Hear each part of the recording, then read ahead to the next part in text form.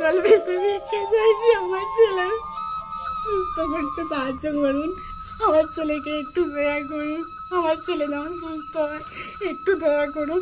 যখন 1.5 বছর বয়স তখন থেকে আমার ছেলের এরকম হয়েছে, আমার ছেলে হাঁটতে পারেনি, আমার ছেলে হাঁটা চলা করতে পারেনি, পাগুলো শক্ত পাথরের মতো হয়ে যাচ্ছে, হাত পা বেঁকে যাচ্ছে।